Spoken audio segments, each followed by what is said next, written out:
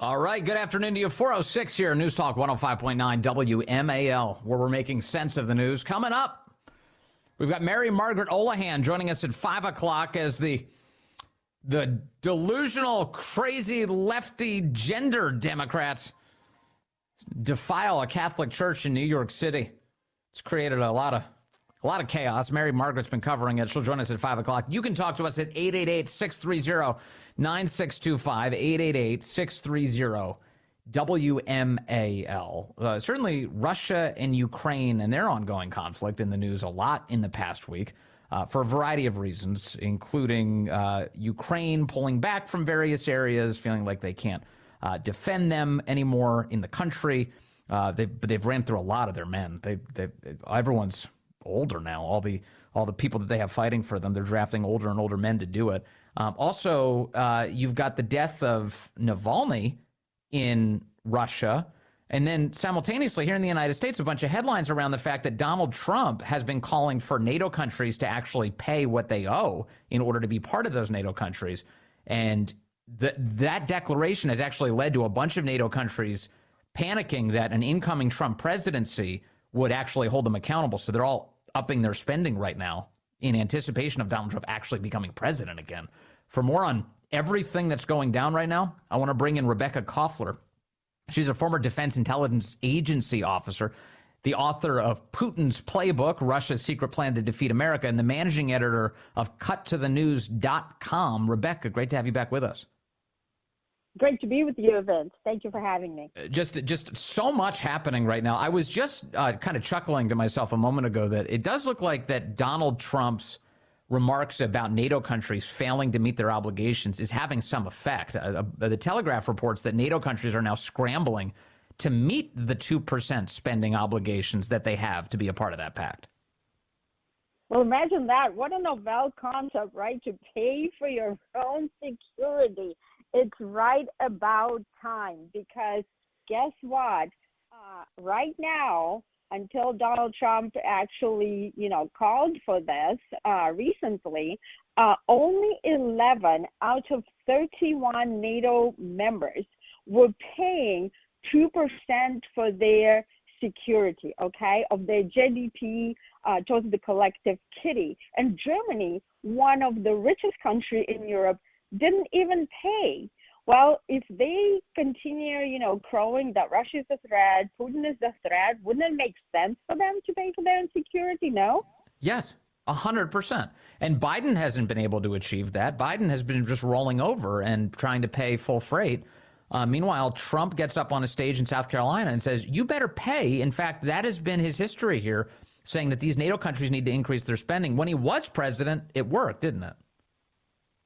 Absolutely. Trump did many things when he was president to deter Putin and Russia. In fact, I have another piece that is in the Federalist titled, Trump is the only U.S. president that Putin is afraid of, where I articulate 5 things that Trump did to ensure that Putin does not invade Ukraine. Yes. But what I want to tell you is this, the Europeans have decided that it's much better to throw young Ukrainian men into Putin's meat grinder to protect them from Putin. Why do I say that? We briefed NATO. I personally briefed NATO in September 2013 in the run-up to Putin's invasion of Crimea. And we knew everything about Putin's plans, and yet no one lifted a finger, including Joe Biden himself, who was under the Obama, the top point person for Ukraine. I also briefed multiple times Obama's White House, congressional staff, Pentagon leaders. And so the reason why they were so maniacally throwing this weaponry to Ukrainians is to bleed out Russia. But in the process, they've been bleeding out Ukraine because Ukraine is being depopulated. An entire generation of young men, European child-producing age males are now dead.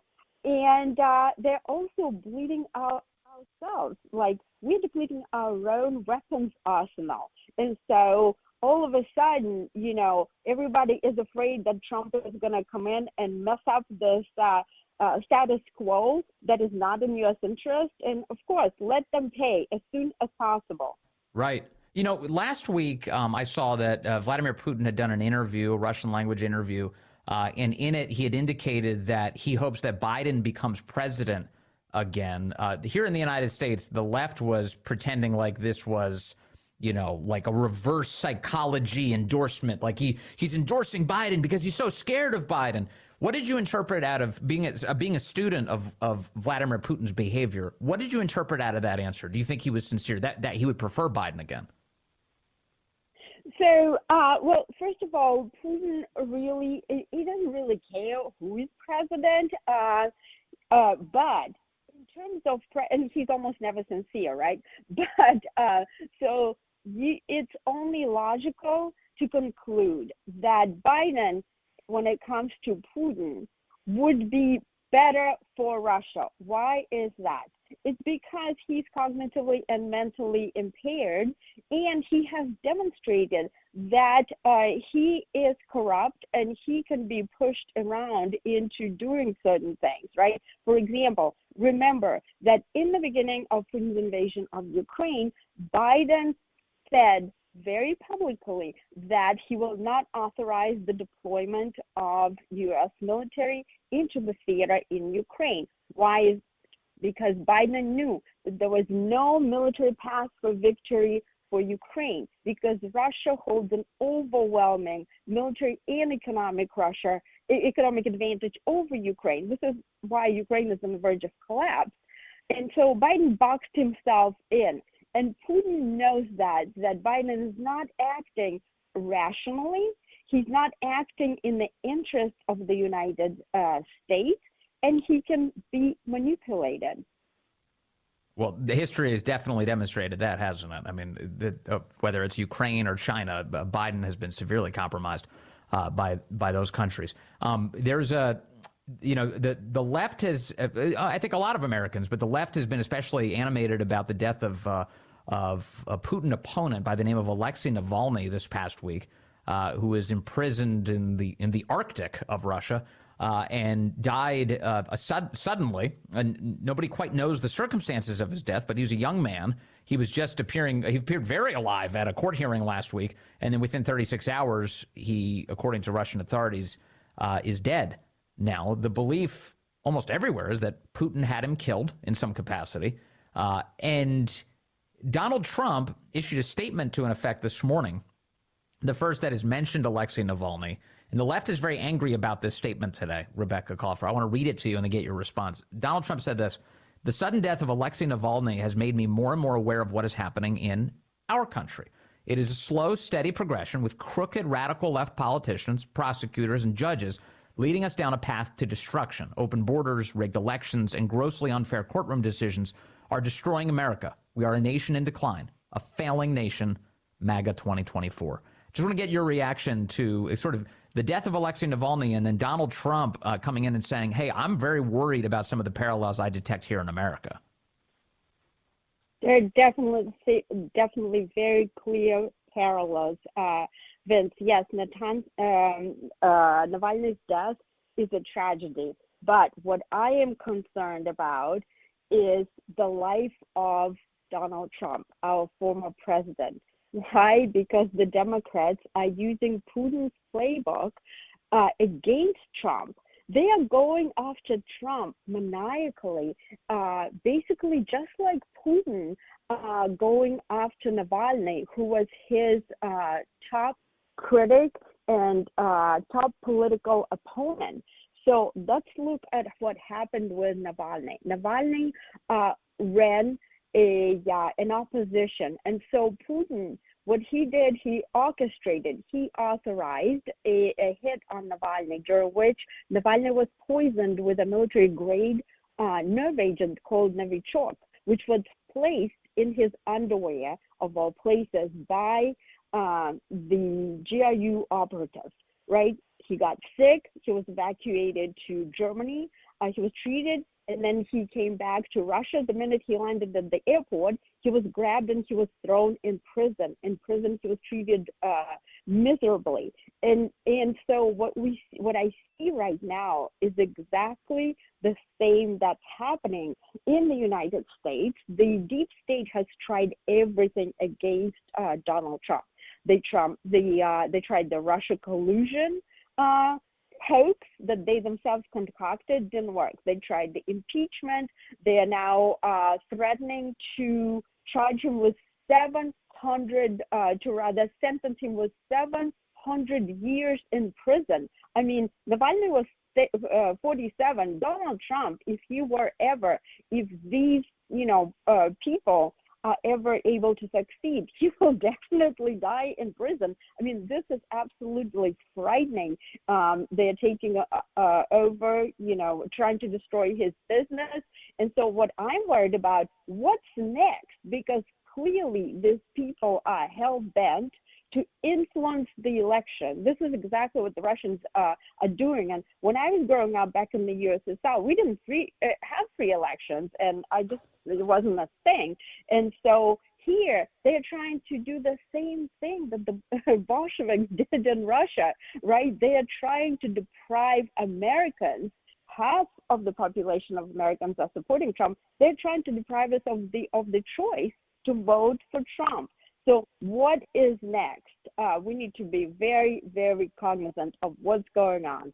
Yes, and you're right to assess that, all of these legal things that the left is throwing at Trump, they're contrivances, they're pretexts, they're invented as a means to debilitate him and to rob him of his ability to either run for office or to afford to run for office.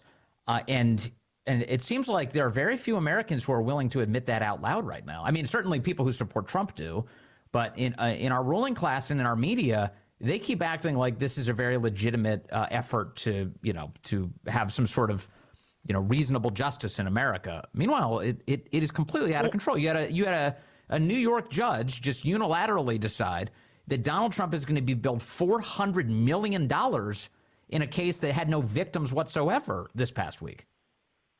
And who did that?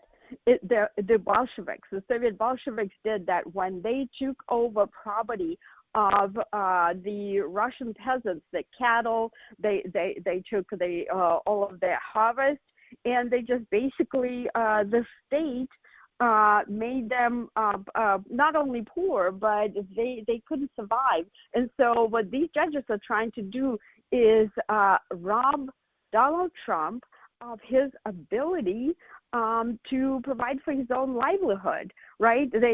They're booting him out of New York City, right? I mean, it's insane. But you know what else is a clear evidence that they're going after him because he's Trump?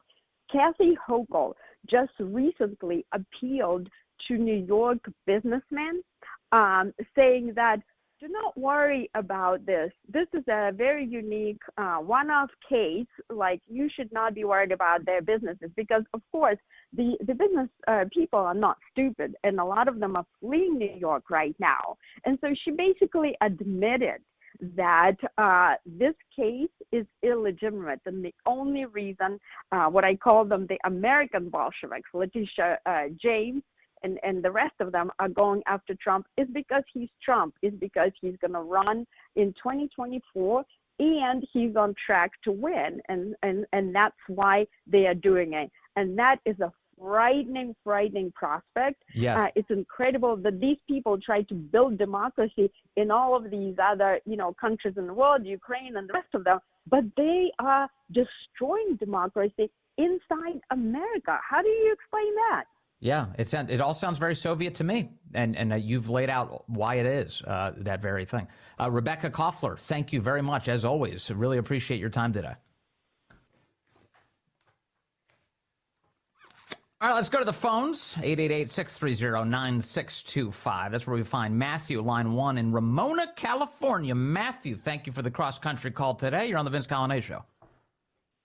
VC and DC, what's going on, dude? I'm doing great. How are you doing, sir? I'm doing well. And my gosh, I thought I had a lot of really important points to make, but your last guest was fantastic. I mean, thank you. Fantastic. Yeah, she wasn't she. She's just great. Rebekah Koffler is a great person. Thank you for saying that about her. She's wonderful. But the only reason I called is because all this news. Because I live in a little town outside of Ramona, in California. I live about 17 miles from the border, and every day after doing chores and everything, we go up and we clean Horse Thief Canyon, which is a beautiful, beautiful, beautiful, unbelievable scenic place in San Diego County. It's about 5,000 feet, and there's waterfalls, everything.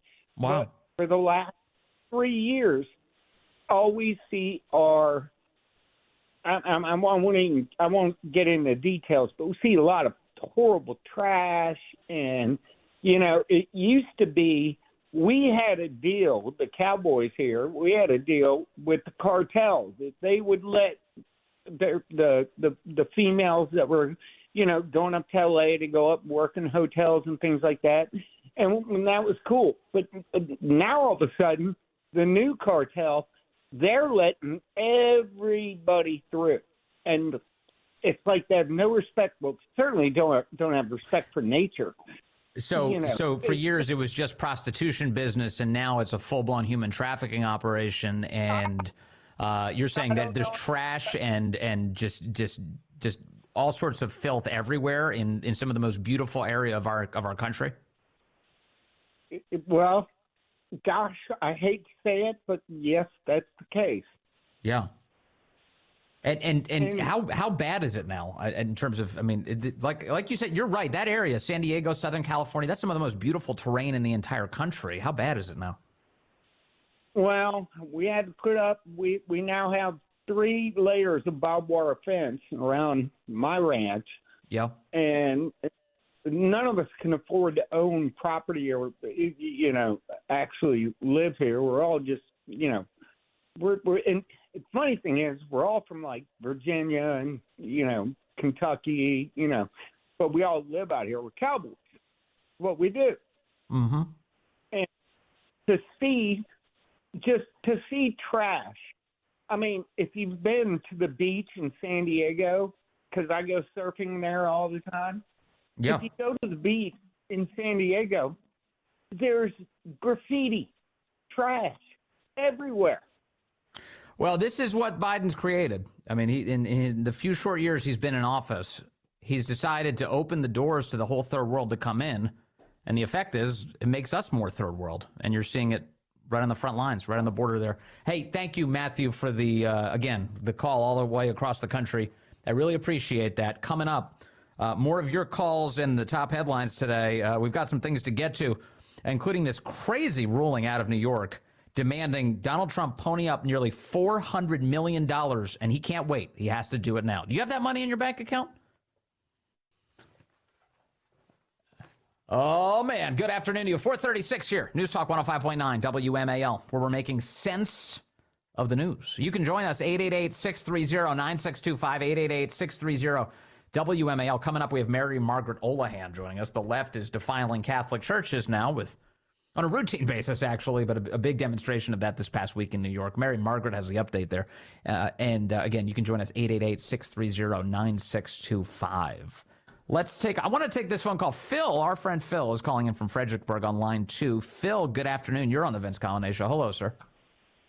Hey, look, when New York went after Donald Trump for long-ended business transactions, and they reopened the terms of those satisfied business transactions, they shook the business community of New York to its core, because this can be done to anyone now. So business is going to run out of New York State like crazy. Now, there is a terrifying parallel happening in Virginia right now. If you remember when Bezos was going to put Amazon in New York, AOC ran her mouth about 90% taxes, and Bezos ran down to Crystal City, Virginia, and he started pumping billions of dollars in there. Well, guess what happened in Virginia? Both houses have turned Democratic, and they have gone radical, and they're going to come after Bezos' money just like they came after Trump's money. So this is a terrifying situation where they've abused the law, they've abused Donald Trump, and somebody needs to stop them. or business is going to really pay a price. Yes. So wherever the left takes over, they make things crappier and they drive out successful businesses. And of course, not just the jobs that come with them, but also all of the other ancillary jobs that are created by those businesses being in the area. You're totally right about that, Phil. And in New York, this Trump decision, and thank you to Phil on that. I'm gonna go into some audio here. This Trump decision is a massive, massive red flag for any business who would even contemplate doing anything else in New York. And here's why. Not everybody's Donald Trump, obviously. So you may think, okay, well, maybe every other business will be safe. No, they're not going to be safe in this environment. In fact, you've got a couple things going on. Here for you. You know, Shark Tank, Kevin O'Leary, the rich guy, one of the rich guys on Shark Tank on CNBC. He was on Fox Business today with Neil Cavuto, and he had this to say about this idea of what's happening in New York. He says New York is a loser state. I love this phrasing, by the way. This is like such great language. It's a loser state, he says. And everybody understands that right away. Take a listen to Kevin O'Leary describing the Trump thing and also how businesses are perceiving New York. This award, I mean, just leaving the whole Trump thing out of it and seeing what occurred here, and I'm no different than any other investor. I'm shocked at this. I can't even understand or fathom the decision at all. There's no rationale for it. And so let me give you a real-time experience I'm having regarding this, and I'm not the only one. It doesn't matter what the governor says. New York was already a loser state. Like California is a loser state. There are many loser states because of policy, high taxes, uncompetitive regulation. It was already on the top of the list of being a loser state. I would never invest in New York now, and I'm not the only person saying that. And here's a real-time situation. In development in real estate right now, the hottest asset class is very high-end data centers. They cost anywhere from $2.5 to $3.5 billion each. They're very expensive. They require low power. You need permits, but most of the major institutions in the world need more data centers, and that's why developers like me are doing this. Now, you need power. So New York has Niagara Falls. Normally, you'd consider that to put in one of these facilities, create 400 jobs, 5 more jobs for each of one of those for auxiliary services. I can't go to New York. So I'm going to Oklahoma, North Dakota, West Virginia. Governor Stitt, Kevin Stitt, my staff have met with him. Governor Burgum, the same thing. Governor Justice. Those are winner states. They don't do things like this. I have to syndicate that debt and all that equity. We're talking billions of dollars here. Do you think any foreign institution or any private equity firm or any pension fund would touch New York? No. And that's why New Yorkers should be concerned. The fine people of New York should ask themselves, why are we such a loser state? How are we going to attract business? It's not just the existing businesses that are fleeing out to Texas and Florida. What about new money like this that I'm talking about, like a $4 billion data center? Not a chance I would put that in New York. Zero probability. Never. And so they've got a lot of work to do to find themselves getting out of this situation. This has all occurred post-pandemic. Winner states versus loser states. Look at Tennessee right now, fastest growing city in America, Nashville. Winner state, good policy, competitive taxes. You've got to start thinking about this in the context of winners and losers. New York, mega loser state. This, I mean, how good is that as just an assessment? And again, the language here is perfect. It's crisp, it's to the point, and it instantly conveys what's on the line. We have winner states, we have loser states. Guess who's in charge of the loser states? And you can, and if you want to interpret loser as anything, you can do that. It's not just, you know, the business environment, but certainly they're all interconnected. How about the crime environment? How about that? How about the school environment? What are the kids even learning, if anything? Loser states, loser towns. A lot of the loser cities are also, of course, sanctuary cities. Losers. They're rolling over. They're allowing their communities to be destroyed. In fact, they're aiding and abetting the destruction of those communities. Losers. And because, in the end, the people who live there lose, including those people who vote for the very politicians who brought in the loser policies to begin with. So, all great. So here you have Neil Cavuto responds now to Kevin O'Leary, again of Shark Tank fame.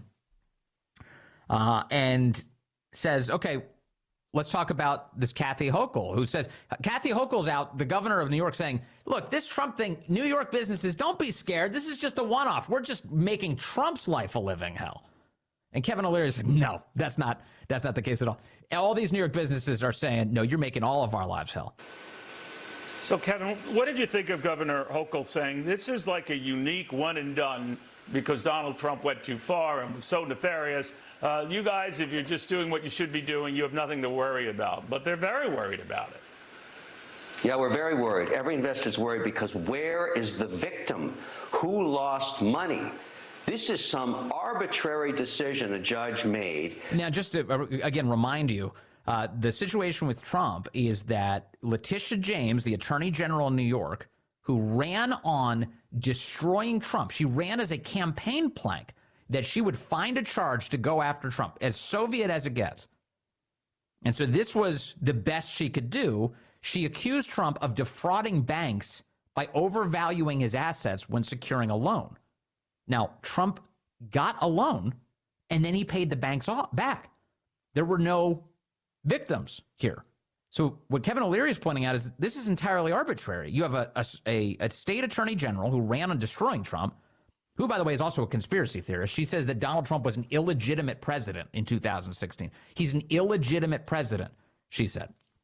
So she rejected the will of the voters in 2016, and she's trying to prevent the will of the voters in 2024. That's who we're dealing with in New York. And Judge Engoron, who's a lunatic himself, lefty, who says that Donald Trump now owes the state of New York, that's where the fine goes. It doesn't go to any bank. It goes right to New York, nearly $400 million, $355 million, plus an interest penalty of 9%. All to New York. So they're stealing it from Trump to give the government more money in the Empire State. That's the plan. So Kevin O'Leary is saying this is crazy. This policy and what this says, what does this say about the bar, the legal bar in New York? Aren't they going to question this judge? What is this? $355 million and there's dollars as a penalty, and there's plus interest at 9%, and there's no victim? I mean, I'm sorry, her words fall on deaf ears to everybody. There's nothing she can say to justify this decision. And this has nothing to do with Trump. Nothing to do with Trump. Forget about Trump. This is not a Trump situation. This is a New York problem now. Well, it is. He's right that there's a broader New York problem, of course, and that everyone should interpret the signal that tyrants run New York, so we should avoid it. But it is a Trump problem in particular, because they are weaponizing the government against him to prevent his reemergence as president of the United States. So in that way, he's wrong to just say we shouldn't forget about Trump. No, don't forget about Trump. This is them weaponizing the government against the voters. The whole world is looking at this saying, what are you doing to yourselves? Well put. Yeah, well put, definitely. So there's Kevin O'Leary today. On this front, Jonathan Turley has a new column out this afternoon in the New York Post, the legal expert, and he says the following. He says Democrats have weaponized the justice system, of course, to punish Trump in this business case. He says this. Oscar Wilde wrote that moderation is a fatal thing. Nothing succeeds like excess.